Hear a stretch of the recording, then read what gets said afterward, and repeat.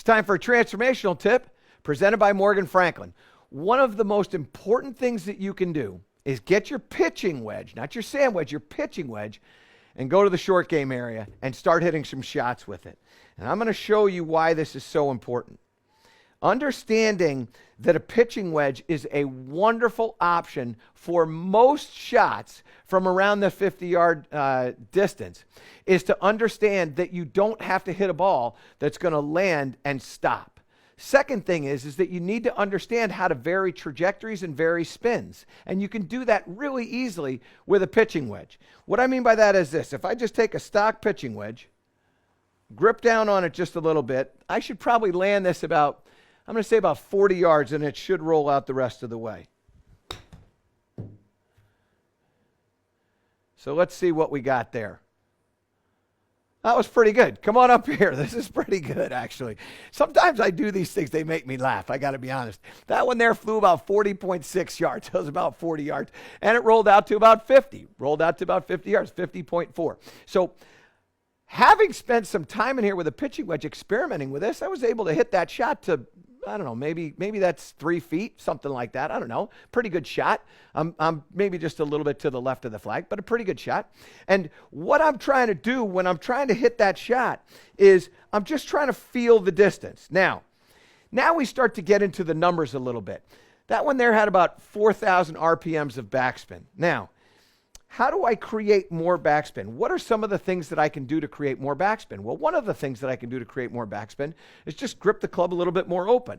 So when I grip it a little bit more open here, do the exact same thing. Now I hit that shot. And that one there, come on up here because that was fun. So that one flew a little bit more. That one flew to 42. So I flew that 2 yards farther. And yet it only rolled out to 46.6. So it rolled out about 4 yards less. Why? Because I had 5,300 RPMs of backspin as opposed to 4,000 RPMs of backspin. How did that happen? By simply adding a little bit more loft. When I changed the loft of the golf club, what I did was I made it so that I could hit it a little bit harder, and it's not going to go any farther necessarily. It might fly a little farther, but it's not going to go any farther because my spin rate's going to go up. What also happened on that shot was it went to the right. Why did it go to the right? Because I opened up the club face. It's a simple thing. So if I've got a shot where I don't want this to go to the left, let's say I've got a left shot over there on my 50-yard shot. I don't want it to get to the left, so I open up the club face with a little pitching wedge. And then I hit that shot, and what you're going to notice is that golf ball is going to end up getting to the right of the flag. That one had 317 RPMs of right spin, solely because I opened up the club face. And that also had almost 5,100 RPMs of backspin. Now, let's say we do the opposite. Now I'm going to take the club face and I'm just going to toe the club face in a little bit. Watch what happens to this one. This one's going to get a little left, and you guessed it, it's going to have less spin. So this comes out. Now watch this thing roll out. This rolls out to right around 50. Actually, it rolled out exactly to 50.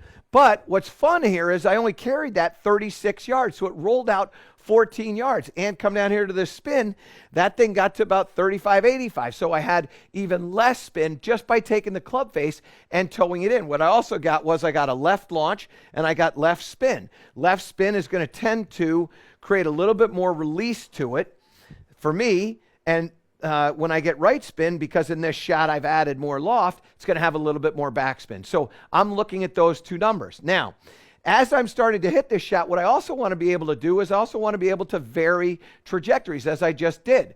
That one there, apex at 14 feet, had a vertical launch of 25.7. By opening or closing the face, I can change the loft and the apex. So here's a little bit more loft, open up like that. Now remember that launched at 25.7. This one here had 29.1, flew it to about 42, rolled out to about 47.6, and again, right around 5,000 RPMs of backspin, just by messing with the club face.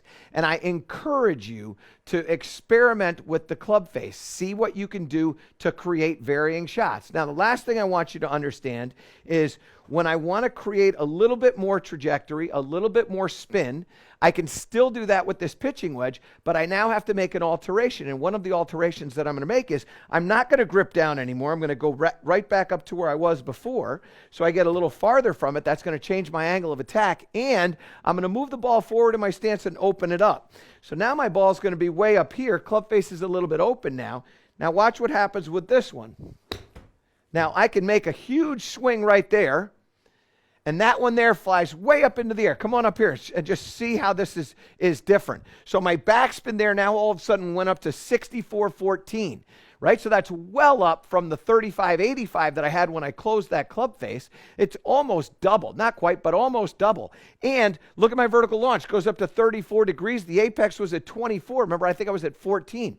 All these things are available to you, and all you have to do is have permission to go practice it. So what am I doing? I'm giving you permission, because there's a lot of different ways to hit 50-yard shots.